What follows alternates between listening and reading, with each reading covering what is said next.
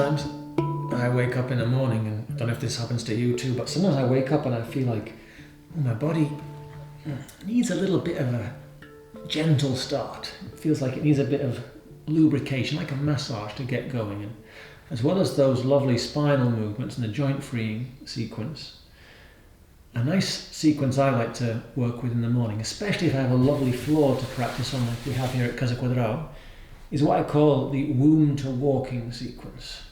So we start off in the womb, as it were. So on our backs.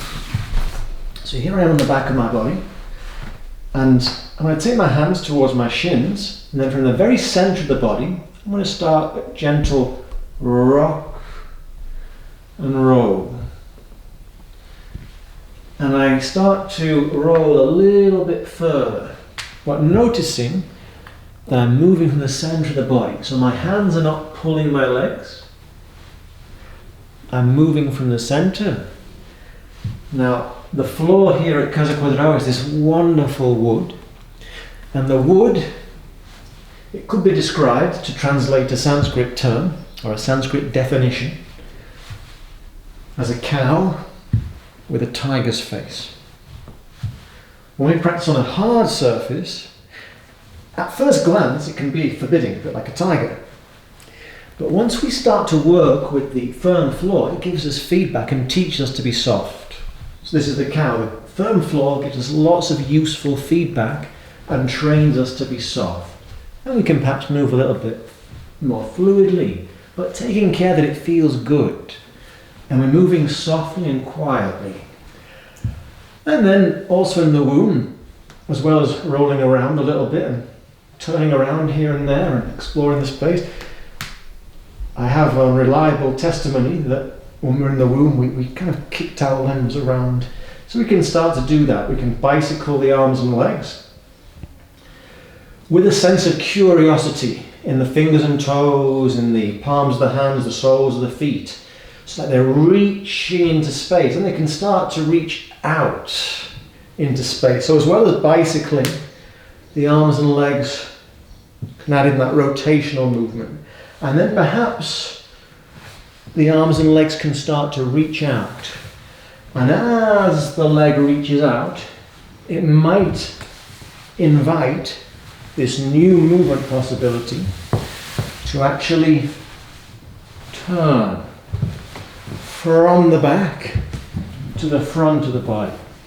And again, using the feedback of the firm surface, I find the way to turn softly. So I use the whole of the body to turn in a nice, easy way.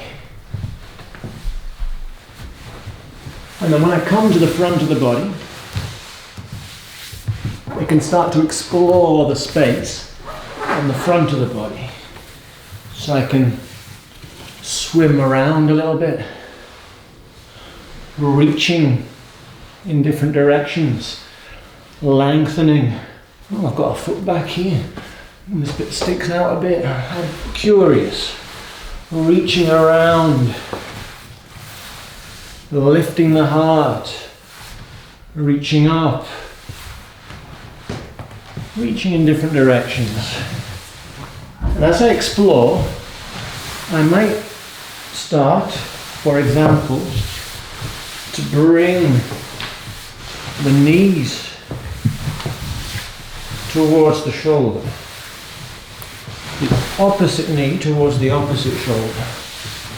And then another movement possibility may begin to emerge, to actually come to hands and knees.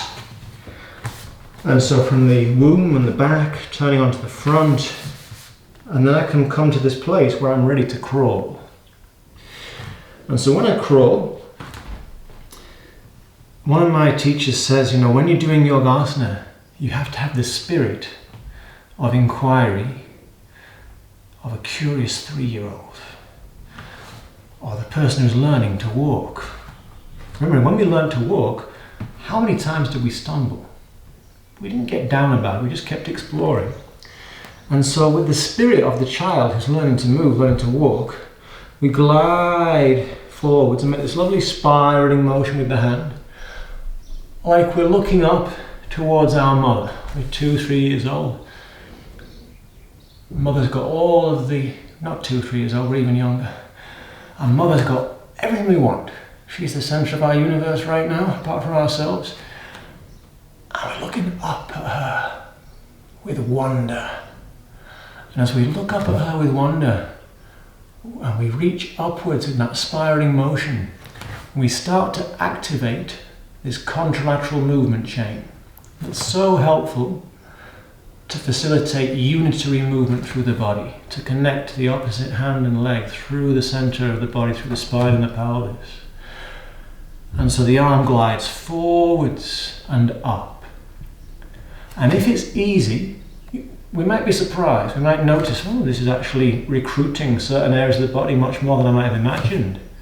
But we're focusing on keeping the pelvis level, and it's an easy gliding motion and a nice spiraling arc. But if this is easy, then what we can do, we can bring the opposite leg forwards. So the right hand comes forwards and the left knee comes towards the back of the left forearm.